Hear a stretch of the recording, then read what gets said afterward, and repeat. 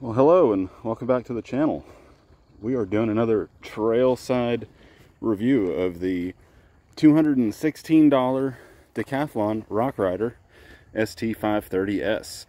And I'm out here, beautiful creek that we have running through here in central Texas along some brand new trails that are being built by our local trail foundation, and found a great place to stop so I could just talk about some of my updated observations. So I posted a video the other day, first ride out.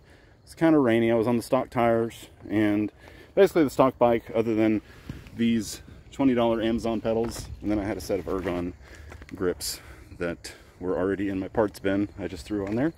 But anyway, stock bike, stock tires, and not terrible but not great. These tires, these are Goodyear Escape 27.5 by 2.35 in the rear, and Newton 2.4 in the front. They are not intended to be tubeless, but I have them set up tubeless because I do what I want. These rims are tubeless ready, so all I did was put some Stan's tubeless tape and then bought some Schrader tubeless valves. Voila, there we go. Holding air good, everything's fine.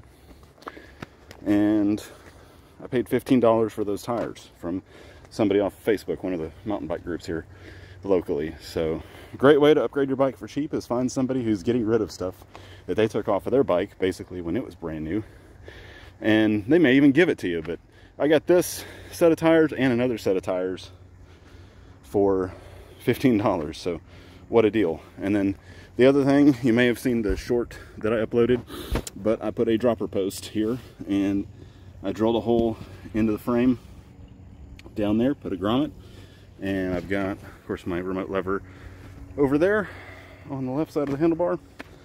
And yeah, dropper post, I so much need that now when I'm riding mountain bikes. It felt a little sketchy without it the other day, so that may have contributed to maybe my less than glowing feelings about the bike. It just felt okay. But I'm out here today, and these aren't terribly technical trails. We got a little bit of roots, we got a little bit of rocks. That's just how it is here in this part of Texas. And man, this thing is plush.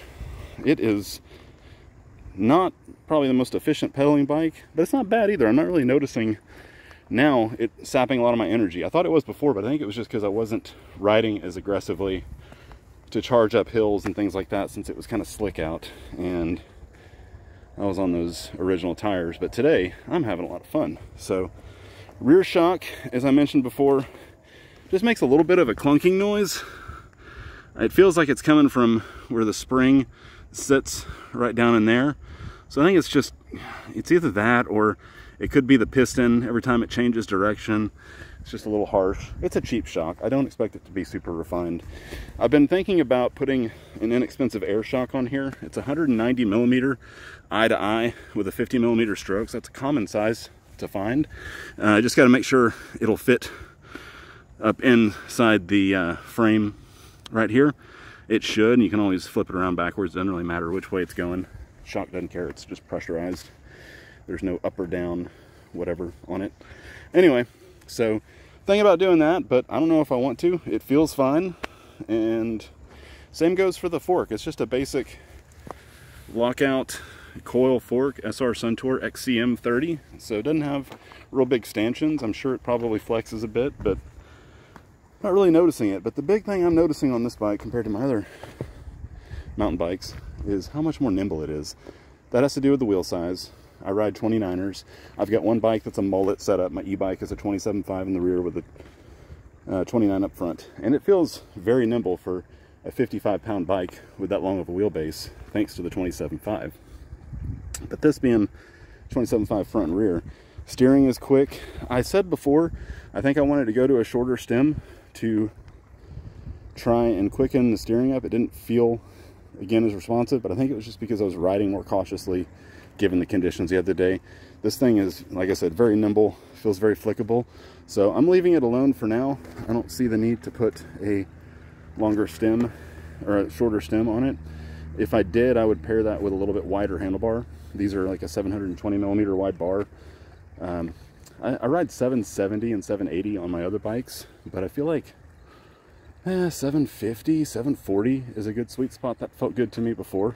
This honestly doesn't feel that narrow to me. It is nice going through tree gates and other obstacles where the lack of width is a benefit. But man, it's honestly, I mean, for what this thing is, out of the box, you know, you put a set of tires on it and find an inexpensive dropper post, even if you don't go the same route where I modified the frame and just get an externally routed one and then just zip tie the cable up on the frame. It works. It's not as pretty, but it's a functional thing, and I mean, who cares? But like I said, I've got $49.99 is what I paid for the dropper post, $8 to adapt my existing lever to those handlebars, plus a cable and housing that I already had, so call it $60. I spent about $100 on this bike, let's just say, with tubeless tape, valves, some sealant, the used tires I bought. So all in with tax, like $330. That's cheap. I mean, yeah, you can buy a used bike for that for sure, but it's going to probably be clapped out, and some people just want a brand new bike with new stuff on it. And here you go. This is definitely serving that purpose, and I think very much worthy of a few upgrades, and with what you can buy these things for, very budget friendly, very, very budget friendly. So those are my thoughts right now. We'll probably come back, and if I do some more upgrades, I'll definitely update y'all on that. And for now, I'm signing off. Thanks for watching. Hope it was entertaining, informative, etc., etc. Please subscribe, like, do all that good stuff, and I'll catch you on the next one.